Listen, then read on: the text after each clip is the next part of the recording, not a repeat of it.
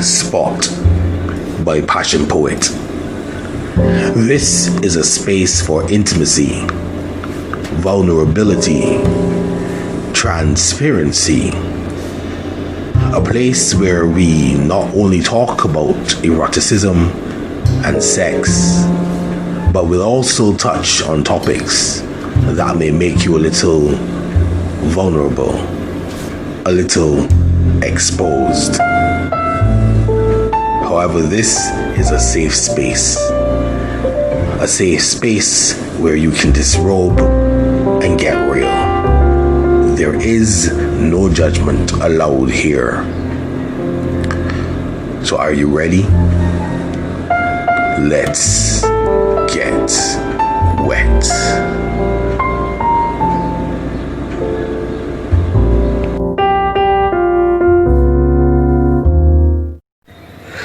The Wett Spot is sponsored by Passionate Words Editing Services.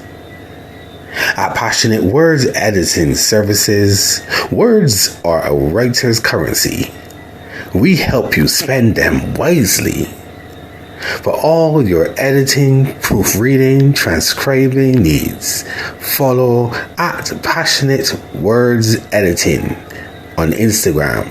That's at passionate.words.editing on Instagram, or on Facebook on facebook.com/passionatewordsediting.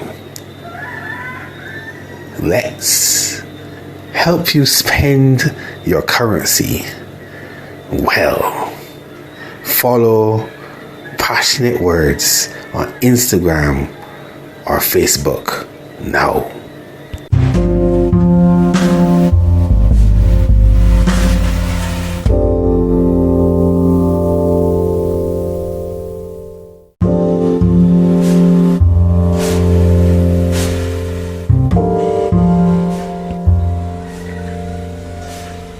In this segment, I want you to get comfortable as I read one of my pieces, because the words may move you, they may inspire you. Who knows? They may even get you wet. So sit back and listen.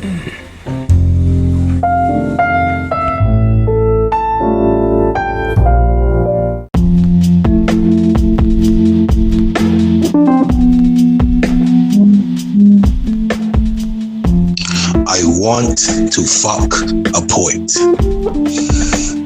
I want to fuck a poet.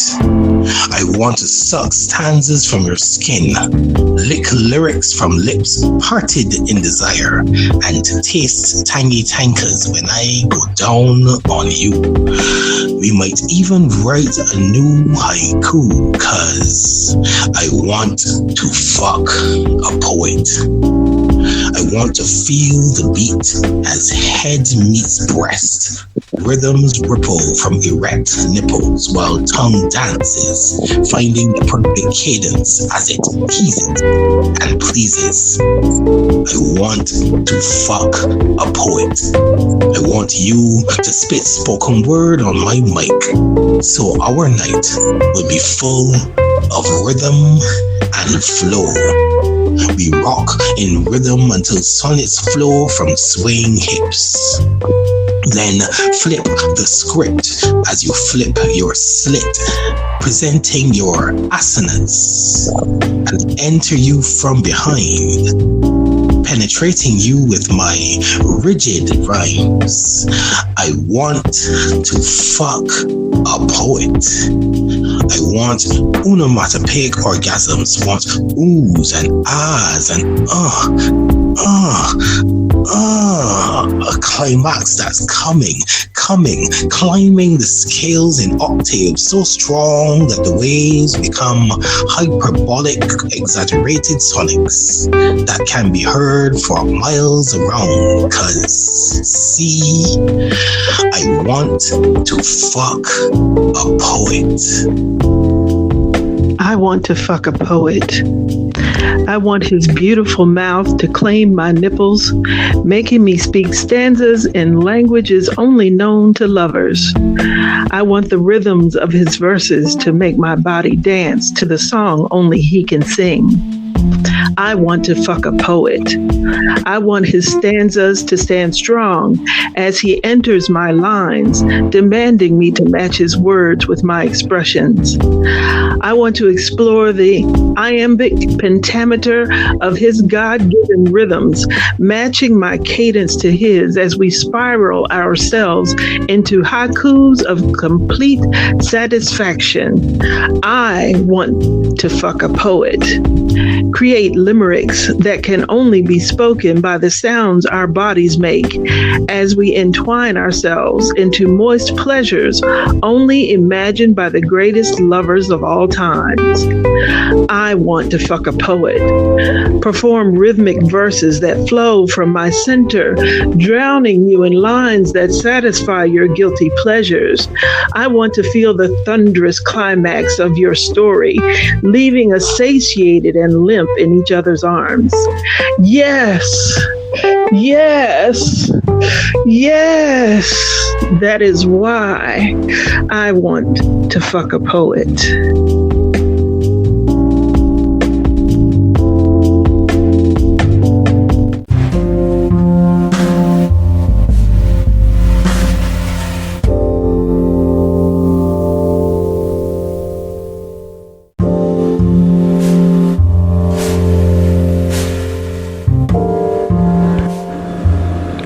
In this segment, I invite you to join me as I speak about a current Wett topic with a guest to the show. I hope you enjoy as we get Wett together.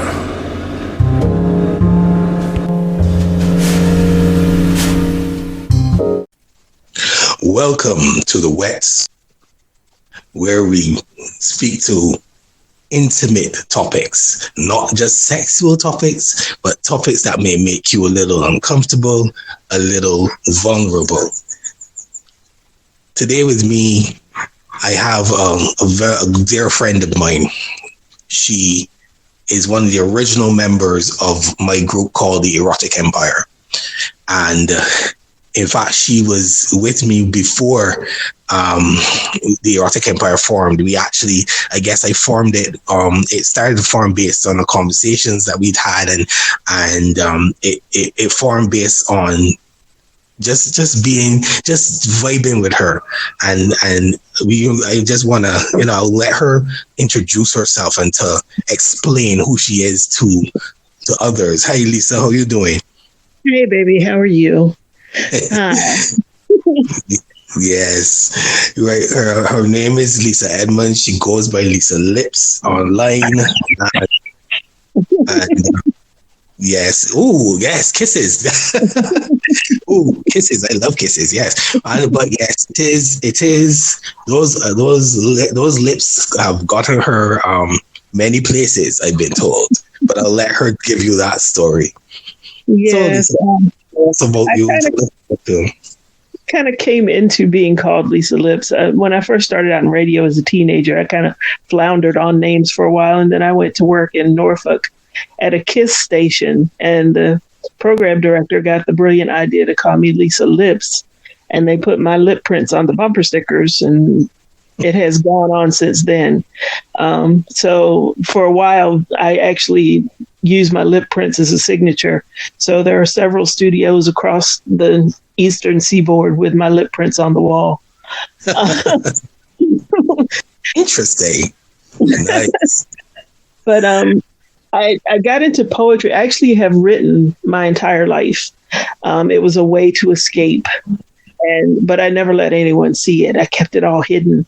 And back in 2000, I want to say 10, maybe, I came across a group of young poets that called themselves Triple L, Live, Love, Life.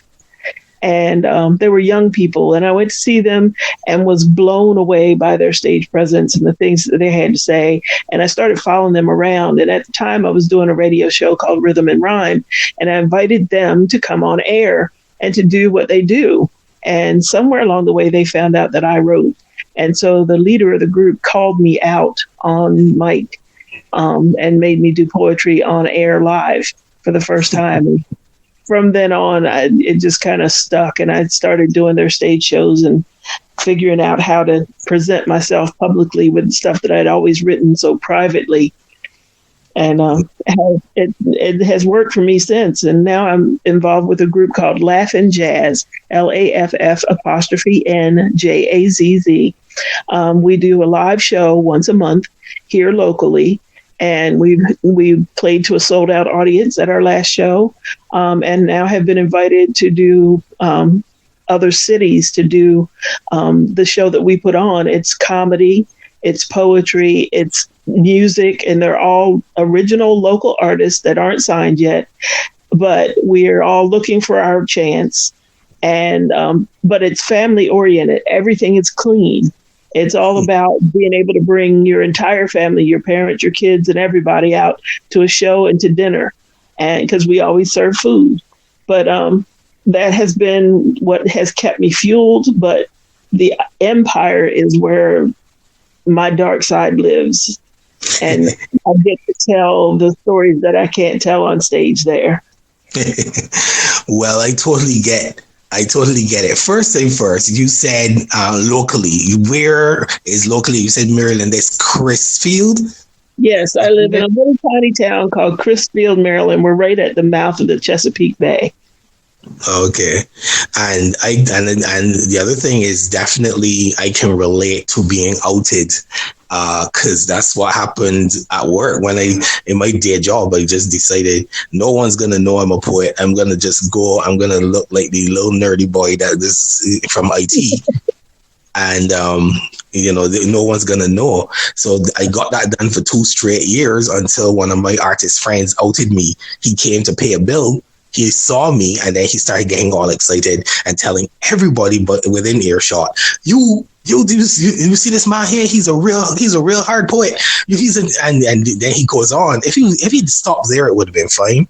But then he goes on and he says, "Listen to me. Don't let anybody. If you got daughters, hide them. If you got wives, don't let them near him when he's doing his poetry, because he's the panties just drop and he does and man going on and on. Oh, I can see, he can steal your woman." I'm like, what? And I'm like, what? So he just outed me because nobody knew that side of me at work. And since then, that was around 2011. And since then, and that was around the same time that one of my poems, Luscious, had got her national acclaim. I had a silver award for national competition. And all that year, after people wanted me to be reciting about Luscious at different events, different office events and stuff like that. Oh, he's a poet. I'm like, shh. So I totally get it. Yeah, okay. totally get it. Yeah.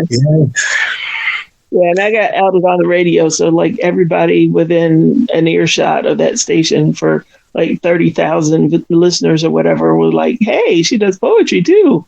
Wow. No. Yeah. So, but then again, you say not cool on one end, but on the other end, you are trying to, it gave me a chance to be myself, because then I could just be me. You have to be a little bit more circumspect in the office, but then, I could just be me and just drop little hints to make stuff to make people laugh. That works for me. The double life. I am more Iron Man than Batman or Superman. Iron Man, everybody knows Iron Man is Tony Stark. Whereas, versus Superman, who has a secretive identity. I tried the secret identity, but my friend outed me. So now I am Iron Man. That's basically what's going on. Doing radio, you can kind of be outlandish and still have a job. So, I could be as off the wall as I wanted to be for the job. As a matter of fact, sometimes that helps. But yes. Nobody knew about this sensual poetry because I don't look like that type. I'm everybody's mama. Yes. So, and they hear me do sexy poetry. They're like, "Hey, where'd that come from?" I was like, "Well, you got to do something to become a mama." Which is true. You have to have a sexy side somewhere. Yes, that's very true. That's very true. And speaking of being a mama, you basically are the mama bear to the Erotic Empire. So tell me how you feel about that. I mean, you can tell how it got started from your end, and let's go from there. It actually got started from a New Year's Eve meeting you online, and being able to have somebody who understood how I felt and how I wrote was, I'd never had a companion poet before. So meeting you and hearing your dreams and your wishes and the idea of the Erotic Empire and all the things that you wanted to do kind of really sparked my interest. I didn't really think about how much I would contribute to what you were doing as much as I was excited about watching it happen for you. Mm-hmm. And I just kind of fell into the position of being your right hand, more or less. Everything got started. Yeah. Well, the Wett spot is about let's say, as I say, intimate conversation.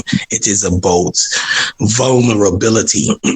And as people who know me, people who have continued to follow what I am doing versus with the Wett spot, with the Erotic Empire, with my blog, with everything I do, everybody knows that I love women. I mean, my tagline is I worship women with words. And what I planned on doing and what the Erotic Empire does is I as much as it is it started out being a book club so that people could be in one central location and I could tell them I've written a new book, go buy it. But it has evolved from that, and it is now a community of people who love erotic work, who love sex, and who are, but also who have a safe space to express that. And and I what I wanted to speak about that because I got challenged as I started the Wett spot. One friend of mine challenged me, and she said, "What is being done about or for the men? If I and other people are creating safe spaces where women, especially." But I always use I always say it's not just women, but men need to be safe as well. But where women especially need there's a space for women to be free from the from what goes on the outside, where women are objectified and constantly brought down because of their sexual choices, whether they whether they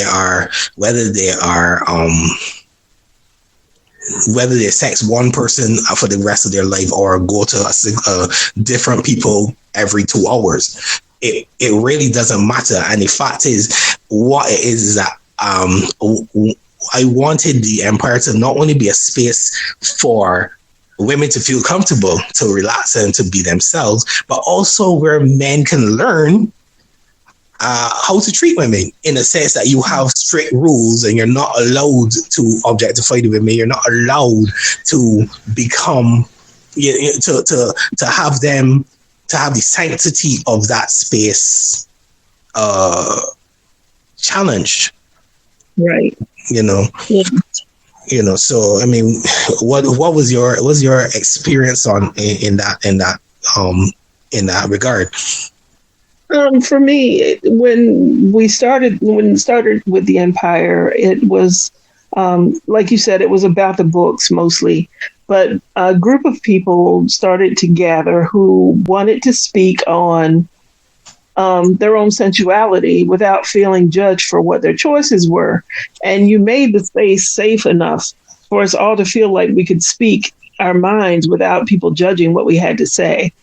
And it has been so, and it's become a little family of people who are able to say just what they feel and not feel judged for their choices, and has subsequently kind of sprung off on several other little tangents amongst us in order to keep us kind of in a space where everybody feels safe, not just the women, but the men as well, feel safe to express themselves and speak on their own issues, whether it be issues with sexuality or just plain issues that you deal with on a day-to-day basis that you need the input of your friends and family for. And so it has become that kind of a safe space. But we've also been very careful of who is in the space. And when people come into the space, they have to respect it as it is, or there will be consequences later on. Mm-hmm. And so being able to say what you feel, being able to, if somebody says something, because I mean, we're all adults and everybody's going to say something eventually that's going to be a little bit off color. But being able to say, okay, that was too far, or be able to say, I'm not really feeling that, and just move on and stay friends within the group has been, a big part of what keeps us tight. Yeah. And when there is a problem with someone being over the top, then we have adjusted ourselves to come to you because it is yours. Ultimately, the empire is yours and you're the emperor, and we're all a part of that. So being able to say to you, I didn't feel comfortable with what this person or that person said, and have it addressed and have it handled so that either we can all just get along and everything's fine, or whoever this person is, if they don't feel like they can follow the rules, has the opportunity to step away before they have to be excommunicated at some point. Right. Well, I know you had a personal issue, and I know there was another person in the group who had personal issue where the guy that came in became inappropriate. Do you think that, and then as you said, they were dealt with, and and ultimately both people were excommunicated from the group. Do you think that it is a male thing? Do you think it is a societal thing that men feel obligated or entitled?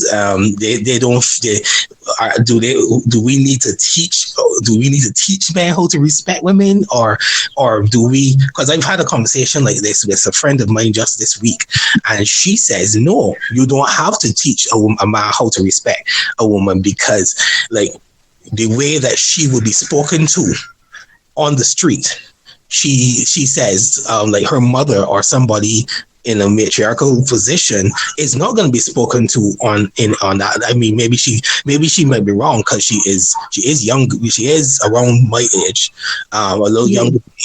So maybe that's not necessarily true. But in her mindset, people know who to respect, and people know they know who and how to respect. They just choose not to. Yeah, that's kind of true. I would agree with that partially. But some people just don't care to be appropriate. So, and those people, there's no real way to fix it unless it really touches them on a personal level. I kind of reference back to an idea that I saw on TV once. I was watching an interview on the Letterman show when he was still on, and he had Martin Lawrence on the show, and Martin Lawrence was talking about his daughters and how much he loved his daughters, and they were growing up and starting to get cute and this, that, and the other thing. And he mentioned that one of his daughters was about to become a teenager, and Letterman's kind of offhandedly said to him, he said, "Oh boy." And he's like, "What do you mean?" He was like, "Well, I have a son. I only have to worry about that one boy. You have daughters. You have to worry about every boy now." Wow. And it hadn't occurred to him to think that someday somebody's going to look at his daughters the way he's looked at women all of his life. Mm. And then he was like, he almost went into a panic. They really had to go to a commercial break, because he was like, "Oh my God." Wow. Well, yeah. I mean, so ultimately then, it is a mix of society and male privilege, really, because men have privileges because it's a patriarchal society. So they feel that they're entitled to say what they want to say to whoever, and it's supposed to be accepted. Right. What I find, or some people have said to me, that some women have transcended being angry. And like some people, one lady said to me one time that she used to get angry at the men for being inappropriate, but she decided, you know what, they're gonna do what they're gonna do. It's I decide to receive or reject what they say. And also she says, well, she and I both believe in the concept of the divine feminine and the divine masculine, which is a whole nother topic. But where I spend my time in all of my work glorifying the feminine and pretty much worshiping the feminine by my work. Some people are very crude, but but her reaction is that, you know what, they are still doing, they're giving genuine compliments, but they're giving their genuine compliments out of the language that they know. Right. So she saw her like, because that is what most men would say. They are very crude about it, but they're genuine. They're in their own way. They're saying to the person, "I find you attractive," but they just the way that they're doing it is totally off color. Right. Yeah, and right? Some people, it's right. It's the way you say it. You're exactly right. Some guys can say, they'll come to you and they'll have all the right words and have all the finesse that you need and get you all caught up in the way that they say it and you accept it. And then there's some other guys that be like, hey, bring that ass over here. That's not cute. You know, that it means all the same thing, but it's just presented in such a way that you're like, oh, no, thanks. So, I mean, but with that in mind, thinking about it like that, does it make it easier to digest? I mean, if it's somebody that I want to talk to and he comes off wrong, then I may give off that vibe, you know, okay, that was the wrong way to say that, and see if he can correct himself. Or I may even say that, I may even say that depending on, you know, how this person seems. But, you know, it's all a matter of perspective, pretty much.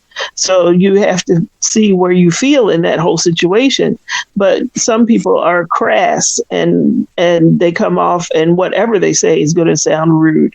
So it has to be addressed because this person doesn't have the wherewithal to speak to someone on a proper way. And that's what things that have to be addressed. But fortunately, within the empire, mostly for the most part, the men have all been kind of tried by fire and know how to speak to us.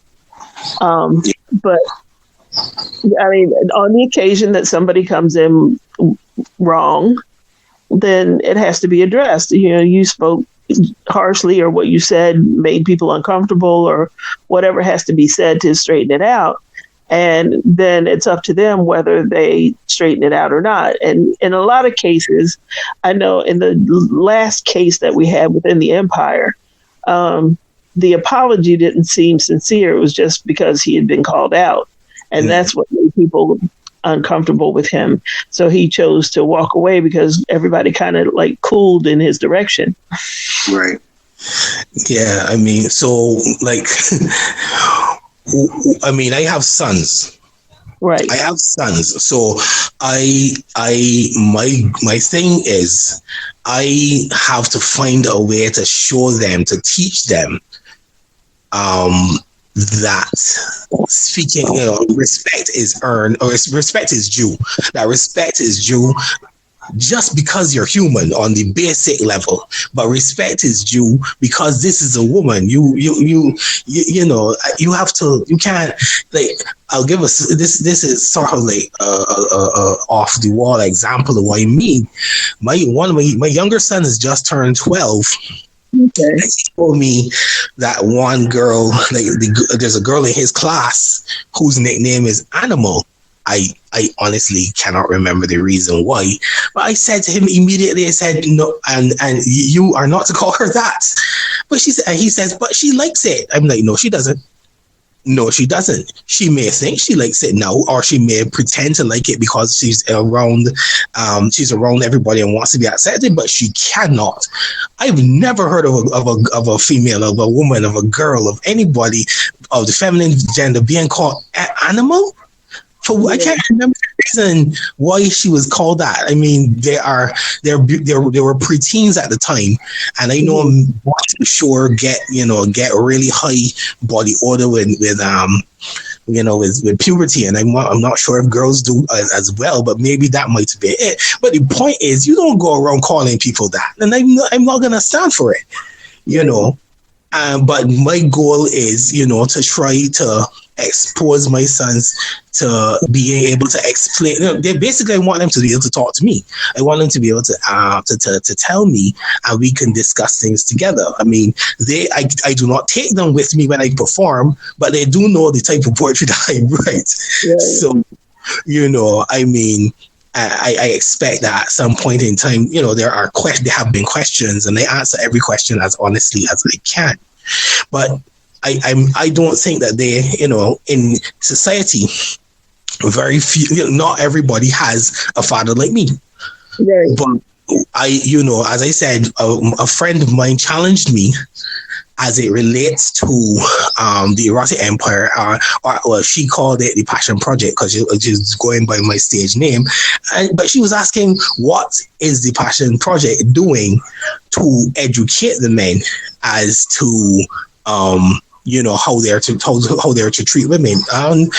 In truth and in fact, I don't have an answer to that yet. I know for sure how we do it within the group, but I'm trying to think about it. Like, what do I say? How do I say it? What, do I do Instagram lives, and what do I say to get the point across to those who would listen?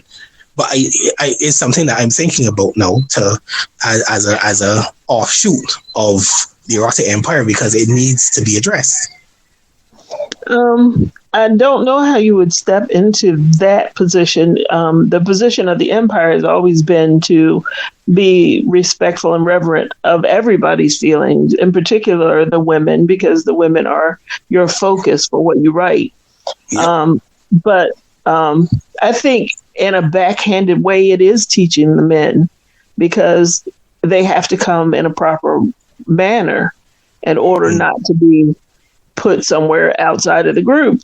So it's kind of teaching them by leading them to speak properly, to address things properly, to be honest about feelings and not just be crass, because that doesn't happen much. Even within the empire, because we can get a little out there from time to time, especially in some of the chats where we can, especially sharing images. And sometimes, people get so caught up in the external that they forget about how you feel internally from it.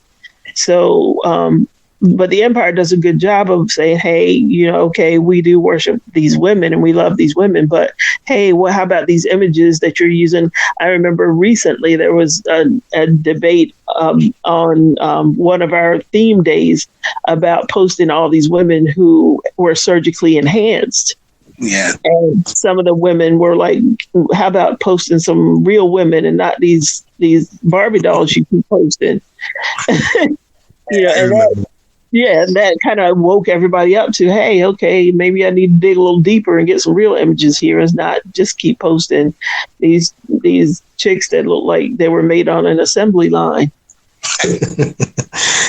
Well, yeah, I mean, truthfully, it is something, like I say, I agree, and I'm thankful that within the empire, you whoever is in there is taught by association because they have to follow the rules. I'm just thinking, like, I'm wondering if there's a way that I can do some sort of, outreach, in a sense, not necessarily a carrion call to come join the empire. Although if you are interested and you're listening to this interview, you can DM me and we can talk about it.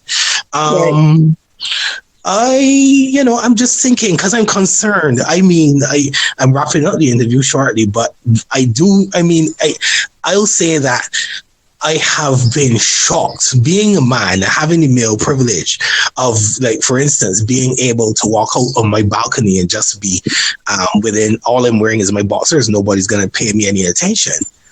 But then, let a woman even peek out and see a hint of breast and everybody goes crazy. I'm like, being male and having that sort of, certain things did never occur to me because I never had to deal with them. So so when I see, there was locally here in Barbados and regionally, there was this movement started called Life in Leggings, where women had the ability to hashtag. It started on Twitter, but then it just blew up, and it was allowing women to express stories about sexual trauma, about sexual harassment, and things that they experienced that being male, I never had to deal with. Even within the empire itself, I remember having a theme day, or I wanted to, a question of the day, and I was looking for some fun. I was looking for some fun answers, and I put within the empire. I said, what was your first sexual experience like? And I was expecting stuff like. He put it in the wrong place, and or we fell off the bed, or something funny like that. Yeah, lighthearted, funny stuff. And then I remember that post, and it turned into sexual trauma discussion, and a few of us, including me, I don't mind outing myself, spoke on the fact that our first experiences was rape, and. So, yeah, it turned into a whole different thing and brought a whole nother perspective to the empire that day. But for me, again, talking about this male privilege thing, it blew my mind, Lisa. It blew my mind. I know rape exists. I know it is prevalent. But Jesus have mercy. I was so surprised. I was so shocked. I was so hurt to realize, like, if I had to do a guess, I would say like 70% to 80% of the women in there had a rape experience, and I'm like really shocked. So basically speaking, this is the reason why I'm asking myself, what can I do in my little one part, in my little area? I can't speak to everybody, but how can I bring it to a place where anybody who comes in to the empire will have to follow the rules? But I've started doing stuff, pushing some of my other work on Instagram and doing Instagram lives and stuff like this. And I'm seriously, I'm sorry you're not on Instagram, because I did a topic similar to this on my last Instagram, on my IGTV page.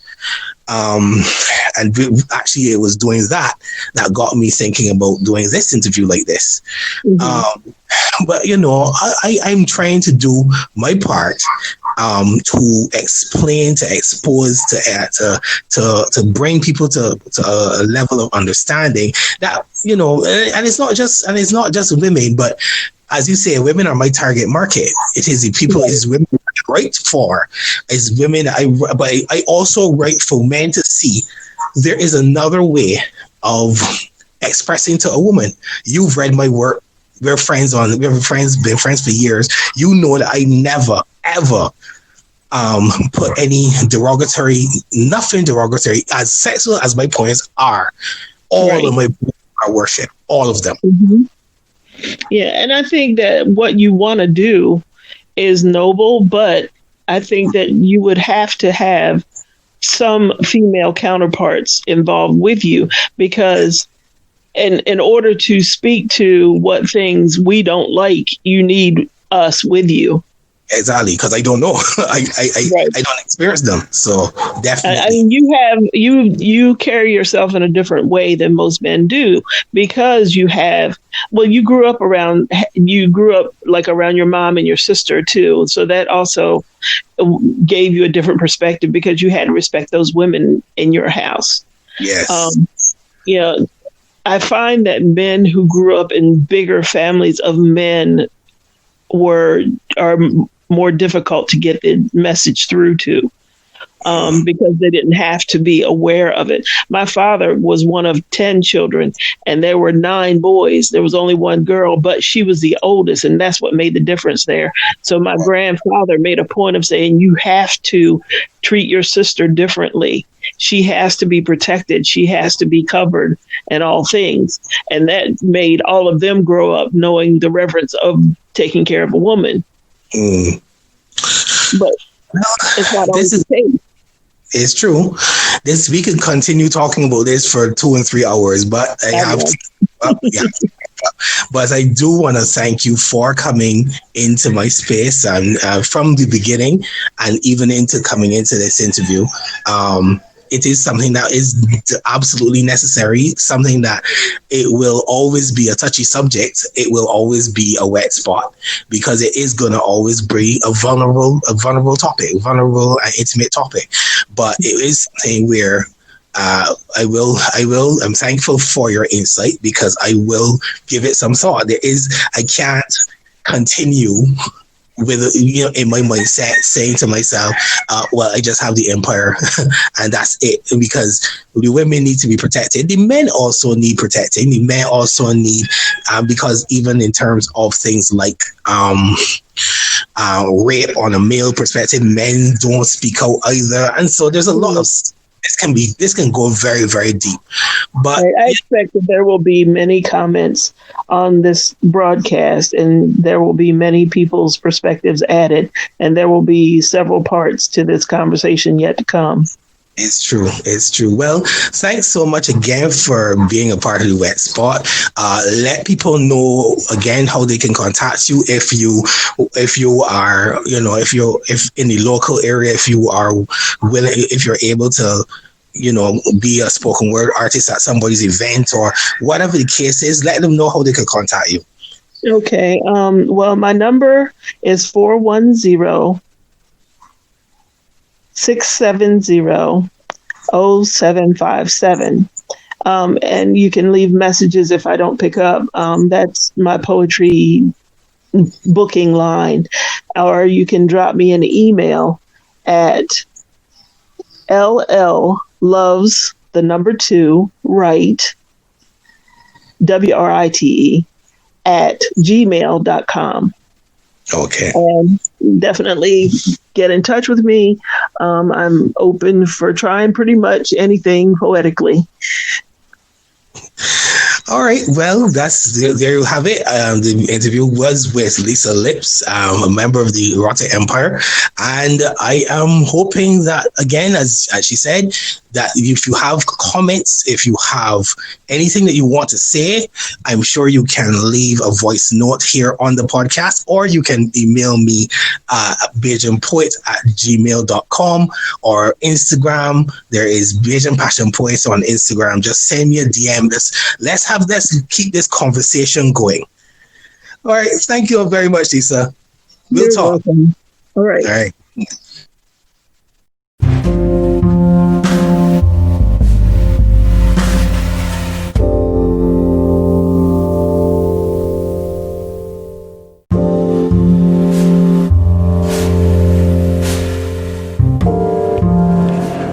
Before we go, let us leave you with some words of inspiration to inspire you to have a great day and a great week.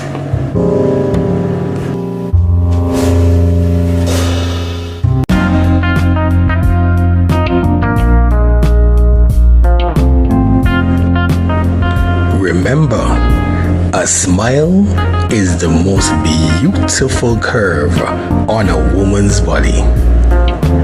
Have a great day.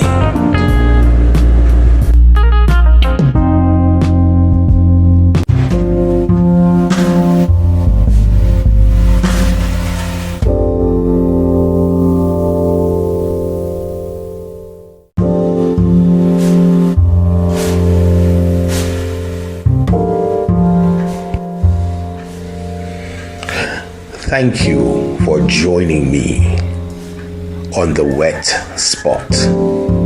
My name is PassionPoet. You can find me on Instagram at Bajan PassionPoet. BAJANPASSIONPOET.